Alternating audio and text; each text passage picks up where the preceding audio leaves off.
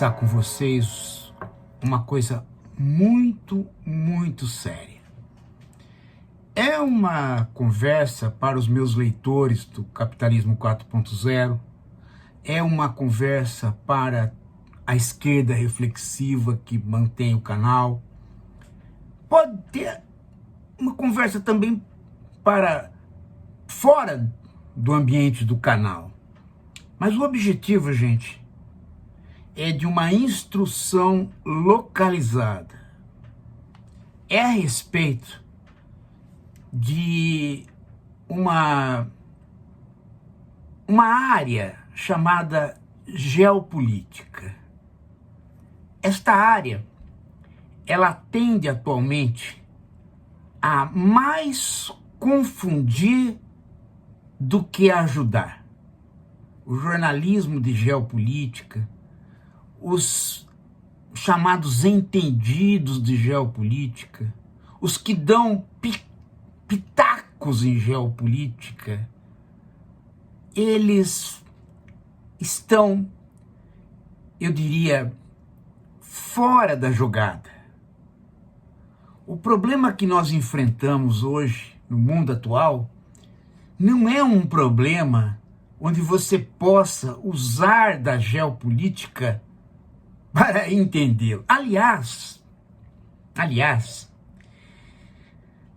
quando você vê o Marx trabalhando, você fica admirado dele no século XIX, o século onde estão surgindo as nações, como elas se configuram depois no século XX, onde os nacionalismos estão começando a apontar para valer, justamente ali onde o Hegel vai, antes dele, ser o filósofo do Estado, não só como filósofo estatal, mas como filósofo que coloca o Estado como um elemento final da evolução humana.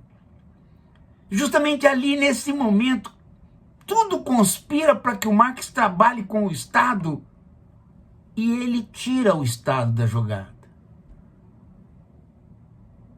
Ele vai para a mercadoria, para o capital, e ele vai fazer uma análise onde o Estado desaparece.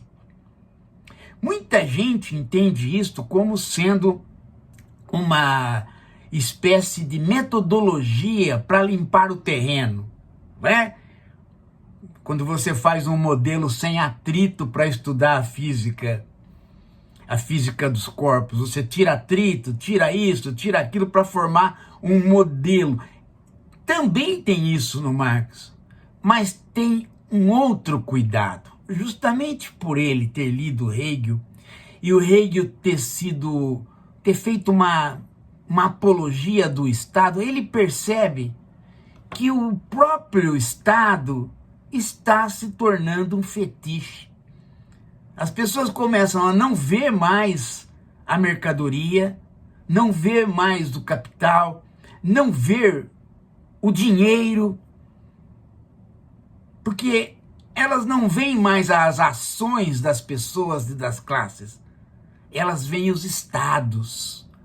Então você começa a falar em termos de, porque a Inglaterra, porque a Alemanha, porque não sei a Itália, porque isso, porque aquilo, a Rússia, né? E você se perde nesta nomenclatura de abstrações que não dizem nada, porque o que é uma nação se a gente não olhar as classes sociais e o caminho do dinheiro? Olhar as classes sociais e o caminho do dinheiro é olhar a política dos povos, a política das pessoas. Neste episódio do Trump, já era para nós termos aprendido isto.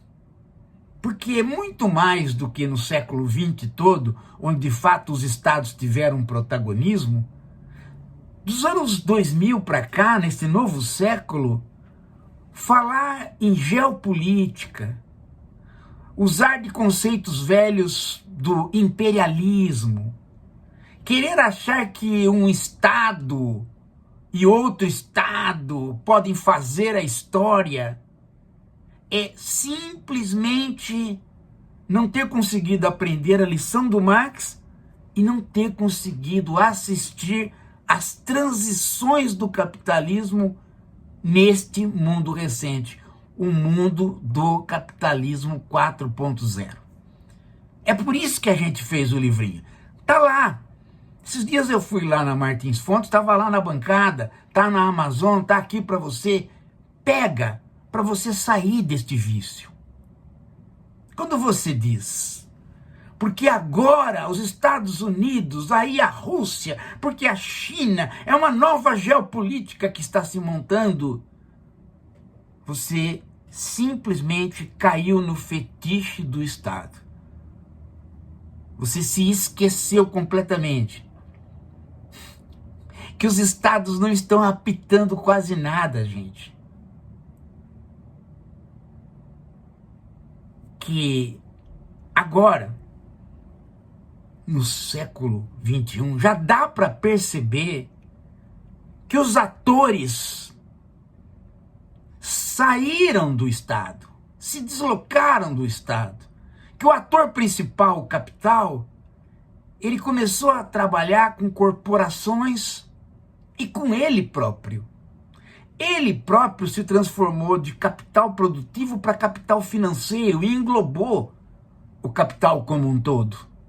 E ele próprio deixou os estados de lado para colocar as corporações.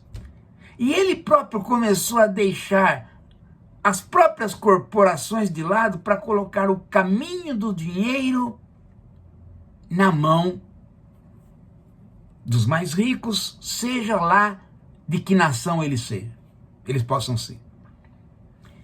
É isso que a gente tem que notar na ação do Trump. Os Estados Unidos, por eles possuírem um exército forte, por boa parte das corporações serem corporações americanas, eles dão a impressão de que os outros estados estão funcionando como estados. Ou seja, que há no mundo um conflito entre estados.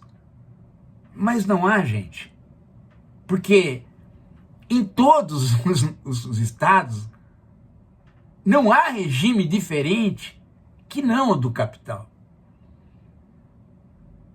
Então nós estamos vivendo muito mais uma época de um império do que de imperialismo. Nós estamos vivendo dentro do império do capital, das big techs e da infosfera. Isto penetra todos nós. E é preciso entender isto, gente, para não cair nas análises que falam em conflito de estados e organização geopolítica.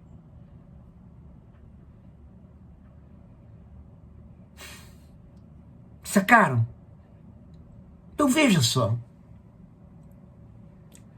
Eu vi várias pessoas aí ainda funcionando dentro desse registro. Eu falei, não pode. Preciso fazer o alerta para a esquerda reflexiva que este registro não funciona. Achar que a Rússia é a Rússia, a China é a China, Estados Unidos é Estados Unidos, a Inglaterra. Achar isto, gente, é simplesmente viver no passado. A pergunta agora é: para onde vai a melhor acumulação do capital? Qual o sistema de acumulação? E quais as pessoas e os grupos que estão se movendo para satisfazer esse sistema? Quando você pergunta isso, você tira a aura de todo poderoso dos estados. Vamos fazer uma pergunta para você. Tirando o Trump, Você sabe o nome dos presidentes ou dos primeiros ministros? Hã? Talvez você saiba alguns que o Lula se relacionou com eles, então aparecem no jornal. Mas não tem mais uma grande importância. E o próprio Trump, ele já não funciona mais como alguém que comanda um Estado. Ele funciona alguém que se mantém no poder dentro de uma política mesquinha. Porque é nisso, na política mesquinha de todos os países, é isto que é o resultado do capitalismo financeiro. O capitalismo financeiro, ele eliminou a burguesia com relação ao burgo. Ele jogou o dinheiro para ele acumular em termos de papéis, ações, especulação a respeito do valor do dinheiro, extrativismo a partir de corporações, derivativos, papelada do mercado financeiro, juros, o dinheiro que não passa pela mercadoria material, nem pela imaterial, ele simplesmente passa pelo empréstimo dele mesmo. Quando o dinheiro se desloca de uma classe social, ele se torna um princípio dele por ele próprio. Daí que a gente começa a falar das Big Techs, mas quando vai ver as Big Techs, elas não são uma burguesia comandando o dinheiro. Elas são sociedades anônimas cujo dinheiro as comanda. Ou seja, a acumulação as comanda. Tanto é que elas podem mudar de ideologia a qualquer momento. O Zuckerberg era a favor de direitos humanos, minorias, e de repente mudou. Porque o capital mandou ele fazer isto.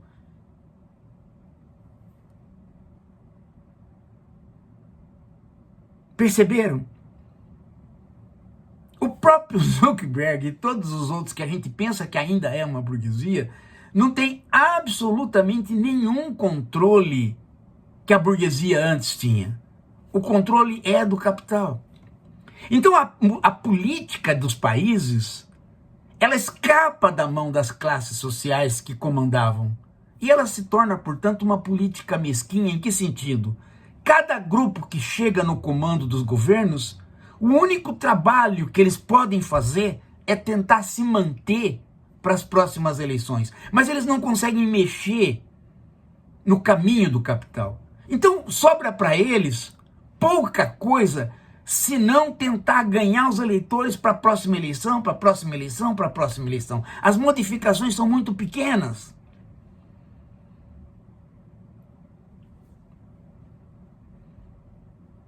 E isso faz, gente, dos governantes políticos que não passam da estatura de prefeitos. Gente, não pensem diferente por conta do protagonismo de um ou outro. Porque se você entrar em cada país, você vai ver que a política que os governantes fazem é a política de se manter no poder de maneira mesquinha. Eles estão muito mais interessados num projeto pequeno de poder do que num projeto histórico. E isto vale até para aqueles que enganam, como o Xi Jinping, ou como o Putin, ou como o Trump. Parece que eles são estadistas, parece que eles comandam a nação, mas quando você vai ver a política deles internamente, é única e exclusivamente para escapar de alguma oligarquia, para poder continuar servindo ao capital, e a política fica mesquinha. Ela não tem mais um plano, ela não tem mais uma história. E quando você começa a ver essa mesquinhez, é que você entende a atuação do Trump. O Trump, gente, e agora vai a análise sem geopolítica e sem Estado. análise do Trump como um político menor. Igualzinho o Xi Jinping faz para se livrar dos ricos no país dele. Igualzinho o Putin faz matando oligarcas. O Trump, ele tem uma obsessão. Ser na América o que o Obama foi. Ele é desesperado por isso. Ele é um prefeito que quer ter a estátua dele na cidade. Ele tem medo de qualquer coisa que não seja o programa de televisão que ele tinha. E ele administra os Estados Unidos a partir da ideia de que ele precisa ficar. E para ficar ele precisa dos eleitores. E quem é a base eleitoral dele? A base eleitoral dele é uma classe média assustada, empobrecida e uma classe operária velha que foi destituída pelas Big Techs.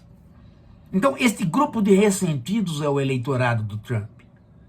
E ele prometeu a estes que ele ia dar emprego e vida melhor e que a culpa deles não terem emprego e vida melhor era a imigração, eram os montes de estrangeiros que vinham do México. E ele começou a perseguir essas pessoas para ter respaldo do eleitorado dele, só que a perseguição dele foi exagerada. E o próprio eleitorado dele começou a ficar com medo e começou a se afastar dele. Eis que ele joga uma mentira daquelas de prefeito, né? Olha, esses caras aí, esses estrangeiros, são narcotraficantes, são estupradores, vamos pegá-los. Não colou. Ah, mas eles estão comandados por um país aí que tem um bandido que não foi eleito, que roubou nas eleições, o Maduro. Então vamos pegar este cara e aí tudo se resolverá. E esta mentira gerou a invasão. E tanto é uma mentira que ele não destituiu o governo. Ele deixou a vice comandando todo o aparato da Venezuela. E o petróleo vem de brinde para ele oferecer para os grupos mais ricos e para os industriais alguma coisa no sentido de que ele possa justificar no Congresso a atuação dele. Porque aí no Congresso, democratas e republicanos vão falar, bom, são os interesses americanos que estão na jogada, é o petróleo, né? Desrespeitou os direitos humanos, mas é o petróleo. Tinha companhias americanas que foram nacionalizadas. Então os dois partidos de ricos vão apoiá-lo. Então vai ficar a esquerda socialista democrática contra. Sacaram?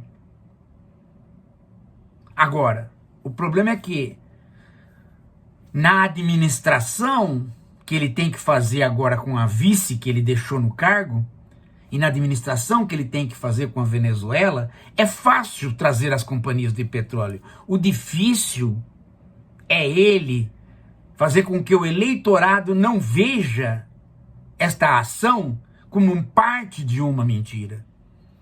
Porque logo, logo não vai resolver nada. Logo, logo passa a mentira. O Maduro está preso, o tráfico continua. O Maduro está preso e você continua perseguindo as pessoas. Cadê o problema? Aí ele vai transferir a mentira para um outro local. Ele vai falar de Cuba, ele vai falar da Colômbia.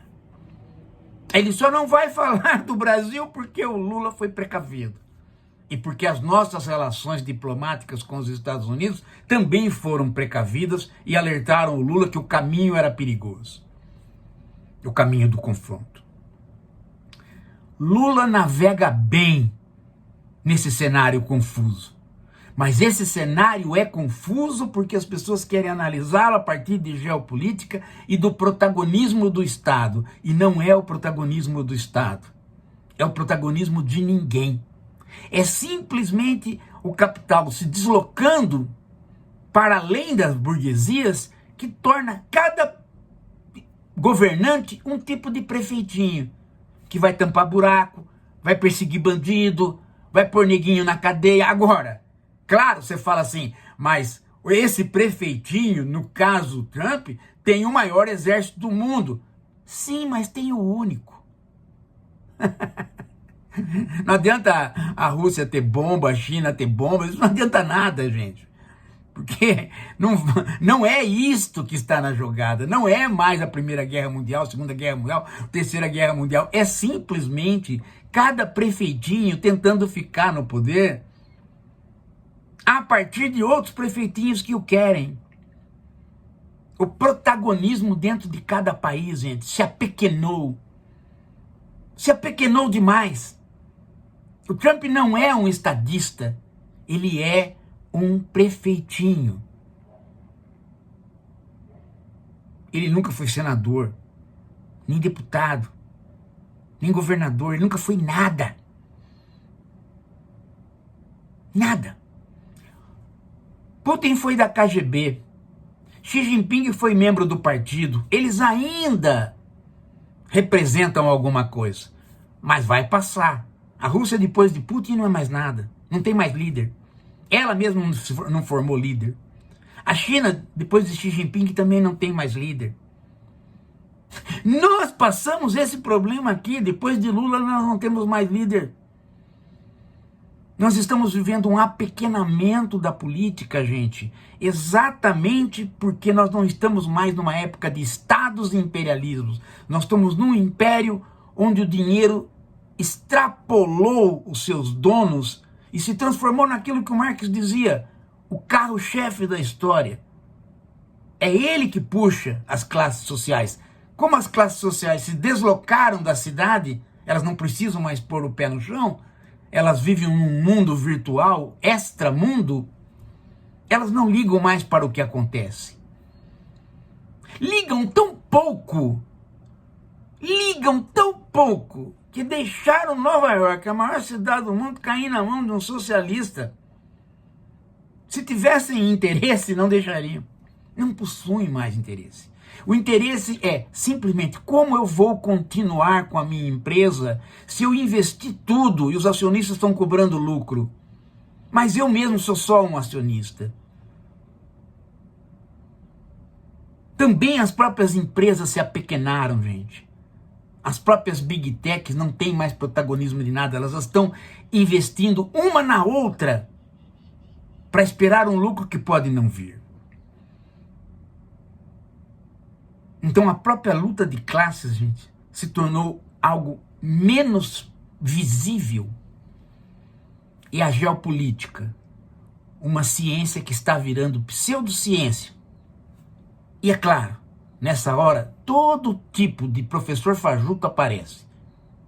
E tá aí o National Kid, para não deixar eu mentir, falando abobrinha e outros falando abobrinha. A esquerda reflexiva não vai fazer isso. Vocês não vão cair nessa história de analisar as coisas pela geopolítica. Vocês vão analisar as coisas pela pequenez da política em cada local. E o grande mestre disso foi o Marx, né? Porque quando ele foi analisar o capitalismo, ele não analisou o Estado. Ele ia deixar o Estado para analisar bem depois. Ele não caiu no fetiche do Estado.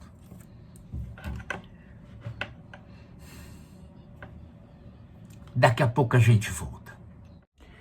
Gente, nós continuamos pedindo para você tentar colaborar com o Filométrico. A gente agora, no próximo semestre, conseguir fazer mais 6 meses de Filométrico.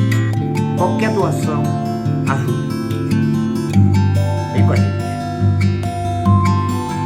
Ei, faz o Pix. Faz o Pix.